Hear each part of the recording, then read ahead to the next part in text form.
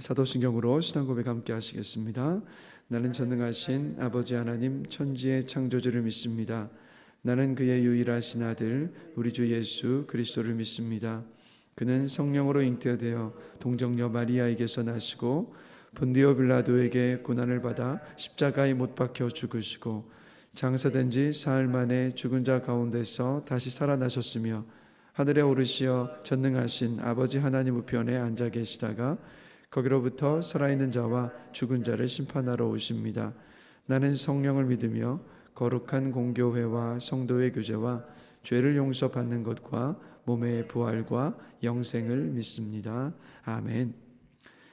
네, 오늘 함께 보실 말씀은 마태복음 4장 18절부터 22절까지 말씀입니다. 마태복음 4장 18절부터 22절까지 말씀 함께 보시겠습니다. 마태복음 4장 18절부터 22절까지 말씀입니다. 우리 다 같이 한 목소리로 같이 읽겠습니다. 갈릴리 해변에 다니시다가 두 형제 곧 베드로라 하는 시몬과 그의 형제 안드레가 바다에 금을 던지는 것을 보시니 그들은 어부라. 말씀하시되 나를 따라오라. 내가 너희를 사람을 낚는 어부가 되게 하리라 하시니 그들이 곧 그물을 버려두고 예수를 따르니라. 거기서 더 가시다가 다른 두 형제 곧 세베대의 아들 야고보와 그의 형제 요한이 그의 아버지 세베대와 함께 배에서 금을 깁는 것을 보시고 부르시니 그들이 곧 배와 아버지를 버려두고 예수를 따르니라. 아멘. 예수님은 회개하라 천국이 가까이 왔느니라 라는 그 하나님 나라의 복음을 사람들에게 가르치고 전하시기 시작을 하셨습니다. 그리고 예수님의 그 공식적인 생애를, 그러니까 그 사역을 시작하시자마자 하신 일이 오늘 본문에 보는 것처럼 제자들을 부르셨습니다. 그러니까 사람을 살리고 살리는 일, 영혼 구원하는 일, 또 하나님 나라의 복음을 전하는 이 일은 사실 예수님 혼자서 얼마든지 하실 수 있으셨습니다. 사실 주님이 혼자서 하시는 게 어쩌면 더 효율적이었을지도 모르겠습니다. 그런데 주님은 그 일을 혼자 하셨던 것이 아니라 당신의 그 사역을 제자들을 부르시고 그 제자들에게 그 사역을 함께 하실 수 있도록 그렇게 하셨던 모습을 오늘 본문을 통해서 보게 됩니다. 자, 그런데 이 제자들이 예수님을 따랐을 때 예수님께서 하셨던 이 말씀, 내가 너희를 사람을 낚는 어부가 되게 하겠다라고 말씀하셨는데, 정말 제자들이 사람을 낚는 어부가 되기 위해서 예수님을 따랐습니까? 우리가 이미 알고 있는 것처럼 이들이 자신들의 생업과 가족을 버려두고 예수님을 따랐던 것은요, 정말 대단한 일이 맞습니다. 정말 중요한 일이 무엇인가를 이들 나름대로 판단을 내렸고 예수님을 따르기 시작한 것이 맞아요. 정말 잘한 일이 맞습니다.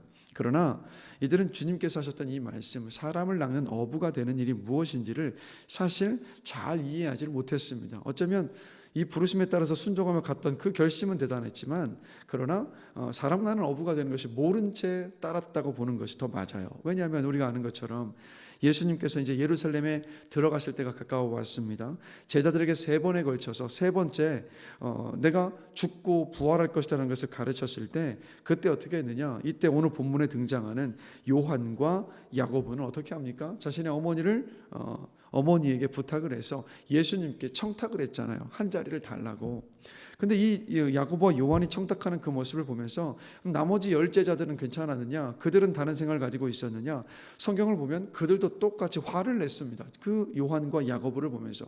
무슨 말입니까? 같은 생각 다 가지고 있었더라는 거예요. 그러니까 주님을 따랐던 이유는 사람 낚는 어부가 되기 위해서 따랐던 것이 아니라, 예수님이 왕의 자리에 앉고 나면 그 예수님 때문에 내가 이때까지 따라왔으니까, 내가 내 그물도 버리고 내 가족도 버리고 배도 버리고 주님을 따라왔으니까, 나의 헌신과 수고를 아시니까 주님이 반드시 나에게는 큰 자리 하나 주시겠지라는 그 생각을 가지고 예수님을 따랐던 겁니다. 자, 그런 제자들이었지만 우리가 결국엔 알고 있었던 것은 뭡니까? 결국에는 이 제자들이 사람 낚는 어부가 되었잖아요. 순교 당하기까지 사람 낚는 어부가 되어서 끝까지 복음을 전했던 사람들이 바로 이 사도들이었고 제자들이었습니다. 이 제자들 때문에 교회가 시작되었고, 수많은 사람들이 제자들이 전한 복음을 듣고 예수님을 영접을 했고, 제자들의 이 사역이 있었기 때문에 오늘날까지 저와 여러분에게 이 복음이 전해졌고, 우리가 지금 오늘도 이 새벽 시간에 잠을 깨우고 주 앞에 나와서 예배드리고 있는 것 아니겠습니까? 그러면 우리 이런 질문을 던져보는 거죠. 우리와 크게 다를 바가 없어 보였던 이 평범하고 어떤 면에서 보면 참 부족해 보였던 제자들이 어떻게 사람을 낚는 어부의 일을 잘 감당할 수 있었을까? 여러분, 그것은 다른 데 있지 않고요. 19절에 예수님의 그 말씀 안에 그 답이 있습니다.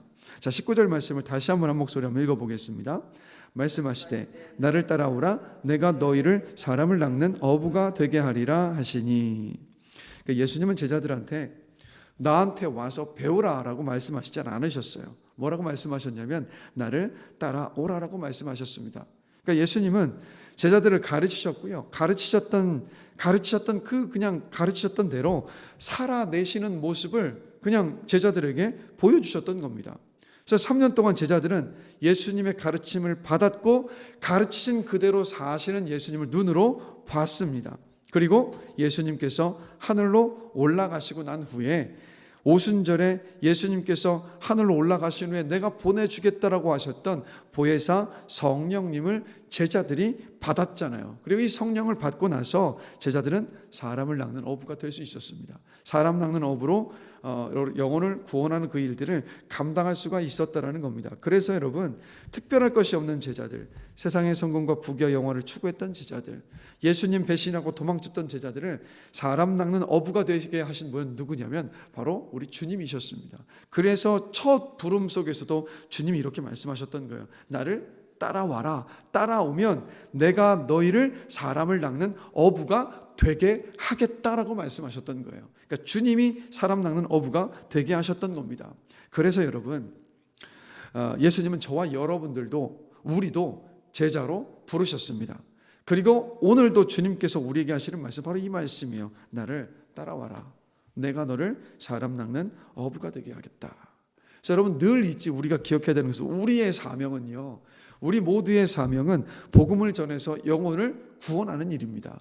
그래서 우리가 일을 하고 사회적으로 어떤 성취를 이루고 돈을 버는 모든 목적이 뭐냐? 여러분, 바로 영혼 구원하는 데 있어요. 그러니까 이 일을 하고 사회적인 성취를 이루고 돈을 벌고, 아니 좀 더 작고 사소한 일들까지 우리가 가정에서 가사 일을 하고 오늘도 이웃들을 만나고 무언가 할 때마다 그 모든 일들은 다 어디로 연결되는 거냐면 영혼을 구원하는 일에 다 연결이 되는 겁니다. 그래서 이 땅에서 우리가 하는 모든 일들은 영혼 구원을 위한 바로 도구라는 거예요. 그래서 이런 말 있지 않습니까? 돈 벌어서 남주는 인생이 되어야 되고 공부해서 남주는 인생이 되어야 한다. 이게 이 말이에요. 공부해서 영혼 구원하는 일에 위해서 공부한 거 쓰고 돈을 벌어서 영혼 구원하는 일에 사용을 해야 한다는 이 말인 거죠. 그래서 우리가 이렇게 사람을 낚는 어부가 되려면 어떻게 해야 되느냐? 우리 예수님 따라가야만 합니다. 그러니까 예수님 따라간다는 말은 어떤 뜻이냐면 예수님과 동행하는 것을 말해요. 여러분, 동행이 뭐죠? 함께 걷는 거잖아요. 그게 동행이지 않습니까? 근데 질문 드릴게요. 자, 함께 걷기는 걷는데 나랑 함께 걷는 이 사람이 나랑 마음이 하나도 안 맞아요. 전혀 다른 생각을 가지고 있고 정말 사사건건 티격태격 맞춰서 나랑 뜻이 하나도 안 맞는 사람인 거예요. 자, 이 사람과 걸으면 어떠세요? 동행할 맛이 나십니까? 이게 힘들잖아요. 같이 걷는 것 자체가 곤욕이지 않습니까? 절대 이건 동행이 아니에요. 동행이 아니에요. 그냥 그건 동행이 아니라 그냥 같이 그냥 걷고 있는 것 뿐이에요.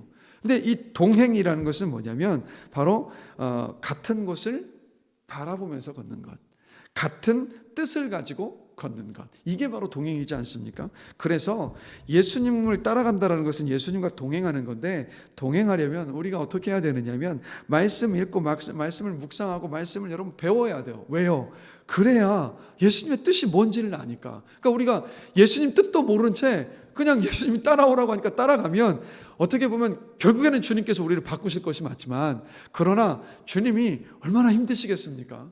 제자들을 그렇게 다루셨던 주님이셨는데 우리가 예수님 뜻도 모른 채 따라가면 그냥 제멋대로 할 거란 말이에요. 그렇기 때문에 말씀을 읽고 묵상하고 배우는 가운데에서 예수님이 바라시는 것은 무엇인지, 예수님이 싫어하시고 좋아하는 일은 무엇인지를 우리가 알아야 된다는 거예요. 그래야 주님 따라갈 수 있습니다. 그래야 주님 동행할 수 있어요. 그래서 여러분, 말씀을 읽고 묵상하고 배우는 일들에 열심을 내시기를 주님의 이름으로 간절히 축원합니다. 여러분, 우리 아시잖아요. 지난 주일날 말씀 제목 기억하십니까? 기억 안 나시죠? 그렇죠? 아니면 어제 어제 이렇게 들으셨던 어떤 목사님의 설교가 있으셨다면 기억하십니까? 기억을 잘 못해요. 왜 못합니까? 참 우리에게 망각하는 어떤 이 재주가 너무도 뛰어나서 자꾸 까먹잖아요. 자꾸 까먹으니까 여러분 우리는 자신할 수가 없으니까 자꾸 까먹는 거 잘 아니까 우리는 말씀을 읽고 묵상하고 배우는 일에 그래서 열심을 내야만 합니다. 그런 열심을 가지시길 다시 한번 주님의 이름으로 축복합니다. 그리고 예수님과 동행한다는 건 뭐냐면 예수님께서 낮아지셔서 섬기셨던 것처럼 바로 우리도 섬기는 것, 믿음의 사람들과 교제하는 것, 모든 일을 기도로 하나님께 맡기는 것, 이게 바로 주님과 동행하는 일입니다. 그래서 제가 우연히 그 유튜브에서요, 무인도에 12마리의 개를 데리고 들어가서 키우면서 살고 있는 한 청년의 이야기를 한번 보게 됐습니다. 근데 진짜 무인도인데 정말 작은 무인도예요. 그 남해안 쪽에 있는 섬인 것 같아요. 근데 이 청년이 반려견들 때문에 자기 재산 다 정리해서 그 작은 무인도로 들어간 거예요. 그러니까 그 무인도가 이렇게 야트막한 언덕처럼 되는 무인도입니다. 그래서 나무 몇 그루 꼭대기에 있고요. 그 꼭대기에 이 비닐 천막 있죠. 비닐 루핑 같은 그 루핑 천막 세우고 그 안에 이제 자기가 거할 곳 있고 뭐 작은 뭐 가스레인지 같은 거 있잖아요. 휴대용 버너 그거 놓고 개가 12마리예요. 그래서 거기서 내려오면 개집 12개 있고 자기가 있는 집안에 또 고양이도 한 마리가 있어서 거기서 지내는 거예요. 근데 이제 이 청년의 모습을 보면서 그 많은 사람들이 뭐라고 이야기하냐면, 야, 이 소신 있는 행보에 제가 박수를 보냅니다. 그래서 사람들이 지지하고 그렇게 열띠게 호응을 하면서 이 청년한테 뭐 이것저것 다 보내주는 거예요. 개 사료도 보내주고, 뭐 후원금도 보내주고, 뭐 그 무인도 삶 속에서 필요한 뭐 쌀도 보내기도 하고, 뭐 이렇게 사람들이 그렇게 박수를 치는 모습을 보는 거예요. 참 어떻게 보면 반려견 12마리를 위해서 자신의 인생을 다 접고 재산 정리하고 무인도에 들어간 인생이 어떻게 보면 참 놀라운 일이기도 하지만 저는 그런 질문을 던지게 됐습니다. 과연 저 삶이 정말 가치 있고 의미 있는 일이 맞을까? 저는 이제 한편으로는 그런 생각을 한번 해보기도 했어요. 그런데 이제 제가 생각해 본 것은 뭐냐면 그 청년의 모습을 보면서 세상이 박수를 치고 있는데 과연 우리는 세상 속에서 어떤 평가를 받고 있는가라는 질문을 던져보게 되는 거예요. 여러분 우리가요 뚝심을 가지고 세상의 어떤 가치관이 아니라 세상이 뭐라고 하든 주의 말씀대로 살고 주님께서 보여주셨던 그 삶을 그대로 살아낼 때요, 그때 분명히 우리가 믿는 주님께 세상도 관심을 갖게 될 것이라는 거죠.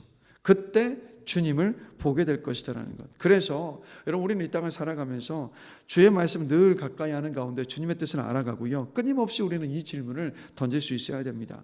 어떻게 하면 우리 주님께서 기뻐하실까? 예수님이라면 이 상황과 일 속에서 이 순간에 어떻게 하실까라고 우리는 끊임없이 질문을 던져야 돼요. 그래서 주님에 대해 말하지 않고, 그러니까 우리가 먼저 주님을 따를 때 그때 우리의 주변의 이웃들은요 우리가 따르는 그 주님을 궁금해하기 시작할 것이고, 그리고 주님 우리가 전하는 복음을 듣고 그제서야 주님을 영접하게 될 것이라는 것. 그래서 여러분 이런 말이 있습니다. 우리는 성경을 읽어서 주님을 알지만 세상은요 우리를 읽고 주님을 안다라는 거예요. 주님을 영접한다라는 거예요. 그래서 저와 여러분들 말씀을 읽어서 주님을 알아가고요, 그리고 세상이 우리 주변의 이웃들이 우리를 읽고 주님을 알게 되는 그런 삶이 되기를 주님의 이름으로 간절히 축원합니다. 그리고 마지막 세 번째로 사람을 낚는 어부가 되려면요 여러분 성령을 구해야만 합니다. 제자들이 성령 충만함을 받았을 때 오직 그 성령의 능력으로 사람 낚는 어부가 될 수 있었습니다. 그래서 성령의 충만함을 구하는 것, 이게 우리의 가장 우선적인 기도가 되어야 돼요. 자, 오늘 이 새벽에 기도하실 때 어떤 것을 두고 가장 뜨겁게 기도하십니까? 하나님께서 응답해 주시길 바라시는 가장 먼저 기도하시는 기도의 제목이 어떤 기도의 제목이십니까? 여러분 제가 왜 이 말씀을 드리냐면 그 기도의 제목보다도 더 성령의 충만함을 구하고 계십니까? 그러니까 우리가 많은 경우 성령 충만함을 경험하지 못하는 이유는 다른 데 있지 않습니다. 사모하는 사람에게 성령은 충만히 임하시거든요. 그런데 우리는 사실 성령 충만함을 간절히 사모하지 않을 때가 많은 것 같아요. 그래서 그냥 들러리로 성령 충만함을 구해야 하니까 다른 기도하고 난 다음에 성령 충만을 주십시오라고 이렇게 구할 때가 참 많지 않습니까? 여러분 우리 매일 새벽에 오실 때마다, 매일 기도할 때마다 성령의 충만함을 구하시기를 주님의 이름으로 권면합니다. 성령 충만함을 간절히 구할 때, 간절히 사모할 때 그때 성령의 충만함을 주신다라는 거죠. 그리고 깨끗한 심령의 성령님은 충만하게 임하십니다. 그렇기 때문에 우리는 늘 죄를 회개하면서 우리의 심령이 깨끗하여진 가운데 그때 성령의 충만함을 구할 때 성령께서 충만히 임하실 줄로 저는 확신합니다. 그래서 성령 충만함을 받을 때 우리가 사람 낚는 업으로 이 땅을 살아갈 수가 있습니다. 그래서 여러분, 주님은요, 우리같이 평범하고 부족한 사람들을 통하여서 영혼을 구원하시는 그 일을 오늘도 이루어 가십니다. 그런데 그 일을 하실 때 주님께서 그 능력도 주시고 주님께서 그 모든 일들을 감당하게 하신다라는 거예요. 저는 그래서 이런 생각이 들어요. 그러니까 우리 자녀들을 키울 때 자녀들한테 부모가 용돈 주잖아요. 부모가 용돈 줬는데 그 준 용돈 가지고 부모의 생일이나 어버이날 때 작은 선물 하나라도 사가지고 오면 부모는 어떻게 합니까? 아이고 잘했다면서 자식을 칭찬하지 않습니까? 하나님이 똑같으신 것 같아요. 그러니까 모든 것 다 주시고 난 다음에 다 주님께서 주시고 주님께서 사실은 다 하신 일인데, 그런데 주님은 뭐라고 하시냐면 아이고 잘했다 하시면서 우리를 칭찬하시고 우리를 도리어 주님께서 세상에서 높여주시고 나중에 주님 앞에 섰을 때도 그래 잘했다 착하고 충성된 종아라고 우리를 칭찬해 주시는 분이 바로 주님이시지 않습니까? 왜 이렇게 하시냐면 고린도전서 1장 27절에서 29절을 보면 이렇게 말씀하고 있어요. 하나님께서 세상의 미련한 것들을 택하사 지혜 있는 자들을 부끄럽게 하려 하시고 세상의 약한 것들을 택하사 강한 것들을 부끄럽게 하려 하시며 하나님께서 세상의 천한 것들과 멸시받는 것들과 없는 것들을 택하사 있는 것들을 폐하려 하시나니 이는 아무 육체도 하나님 앞에서 자랑하지 못하게 하려 하심이라. 아멘. 무슨 말입니까? 하나님만 영광 받으시기 위해서, 하나님만 높임 받으시기 위해서 이렇게 하나님은 일하신다는 겁니다. 그래서 여러분, 오늘도요, 어제와 똑같은 이 선물과 똑같은 하루를 하나님께서 우리에게 허락해 주셨습니다. 말씀을 통해서 오늘 하루도 우리 주님 알아가시고요, 예수님처럼 섬기시고 모든 일에 기도하면서 성령의 능력과 도움을 구하시면서 사람 낚는 어부의 사명, 사람 낚는 어부의 그 삶을 오늘 하루도 잘 살아내시기를 주님의 이름으로 축복합니다.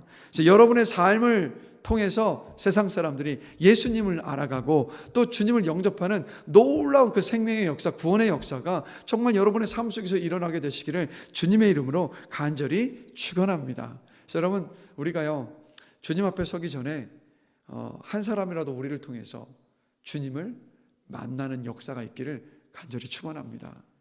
그래서 나중에 이런 말이 있지 않습니까? 나중에 그 임종할 순간이 되면, 주님 앞에 부름받을 순간이 되면 많은 사람들이 이런 후회를 가장 많이 한다고 하죠. 더 사랑하지 못한 것 때문에, 하나님도 사랑하지 못하고 내 가족들도 사랑하지 못하고 내 주변의 이웃들을 더 사랑하지 못한 것 때문에 후회하고, 더 주를 위해서 살지 못한 것 때문에 후회하고, 더 한 사람에게라도 복음을 전하지 못한 것 때문에 주님 앞에 부름받기 전에 그렇게 후회한다고 하죠. 여러분, 우리가요, 그런 후회하지 않는 인생이 되었으면 좋겠습니다. 최선을 다해서 살다가 후회를 남기는 것이 아니라, 주님, 저 주님께서 맡겨주신 사람 낚는 어부의 삶 최선을 다해서 잘 살았습니다. 주님 다 보고 계시고 다 아시죠? 우리 옛날에 국제시장이라는 영화를 보면 마지막에 그 주인공이 아버지요, 저 참 힘들었습니다. 아버지요, 잘 아시죠? 이렇게 말했던 것처럼 우리가 마지막에 주님 앞에 부름받는 그때 그 고백을 할 수 있었으면 좋겠어요. 주님 다 보고 계셨죠? 주님 다 아시죠? 제가 할 수 있는 한 정말 최선을 다해서 살아왔습니다. 이제 주님 앞에 서고 싶습니다 라고 우리 그렇게 고백하면서 주님 앞에 설 수 있게 되기를 주의 이름으로 간절히 축원합니다. 잠시 함께 기도하시겠습니다. 하나님 아버지, 주님은 우리를 사람 낚는 어부로 부르셨습니다. 사람 낚는 어부가 되는 것은 다른 것이 아니라 바로 주님과 동행할 때 사람 낚는 어부가 될 수 있음을 말씀을 통해서 확인합니다. 주님의 그 말씀을 더욱더 가까이 하고 알아가고 묵상하고 배워가는 가운데에서 주님을 더욱더 알아가기를 원합니다. 그리고 우리의 삶 속에서 주님께서 보이셨던 낮아져서 섬기며 또 믿음의 사람들과 늘 교제하고 나누고 또 기도로 모든 것을 맡기는 가운데에서 사람을 낚는 어부의 사명을 온전히 감당할 수 있기를 원합니다. 그리고 우리의 힘과 능력만으로는 감당할 수 없고 성령의 충만함을 구하는 가운데에서 우리가 사람 낚는 어부의 그 사명을 넉넉히 감당해 나갈 수 있도록 우리 모두에게 주님 은혜를 베풀어 주시옵소서. 우리는 성경을 읽어서 주님을 알지만 세상은 우리를 읽고 주님을 압니다. 우리의 삶이 그러한 삶이 되기를 원합니다. 이곳에 새벽을 깨워서 첫 시간을 주 앞에 드는 우리 사랑하는 모든 성도님들에게 하나님 정말 사람 낚는 어부의 사명을 잘 감당해 나갈 수 있도록 능력과 은혜를 부어 주시옵소서. 그래서 그 사명 잘 감당하다가 주님 앞에 설 수 있는 복된 삶으로 주님께서 축복하여 주시기를 원합니다. 특별히 우리의 가족 가운데, 우리의 친지 가운데, 우리의 이웃 가운데 주님을 알고 영접해서 구원받아야 할 사람들이 얼마나 많이 있습니까? 그들을 향해서 눈물을 뿌려서 기도하게 해주시고 담대하게 우리의 입술을 열어서 복음을 증거할 수 있도록 주님께서 이 시간 인도하여 주시옵소서. 또한 이 시간 기도함으로 나아갈 때 우리가 믿음으로 주 앞에 간구하며 나아가기를 원합니다. 두 마음 가지고 의심하면서 기도하는 것이 아니라 주님을 향한 믿음을 가지고 내가 기도하면 주님께서 들으시고 주님의 뜻을 따라서 신실하게 응답하시는 그 믿음을 가지고 구하는 귀한 시간으로 인도하여 주시옵소서. 그래서 이 시간이 주님 안에 주님께 믿음으로 간구하며 주님 안에서 평안함을 누리고 주님 안에서 소망을 가지고 또 주님 안에서 기대하며 용기를 가지고 돌아갈 수 있는 복된 시간으로 주님 축복하여 주시옵소서. 감사합니다. 예수 그리스도의 이름으로 기도드렸습니다. 아멘. 하늘에 계신 우리 아버지, 아버지의 이름을 거룩하게 하시며 아버지의 나라가 오게 하시며 아버지의 뜻이 하늘에서와 같이 땅에서도 이루어지게 하소서. 오늘 우리에게 일용할 양식을 주시고 우리가 우리에게 잘못한 사람을 용서하여 준 것 같이 우리 죄를 용서하여 주시고 우리를 시험에 빠지지 않게 하시고 악에서 구하소서. 나라와 권능과 영광이 영원히 아버지의 것입니다. 아멘.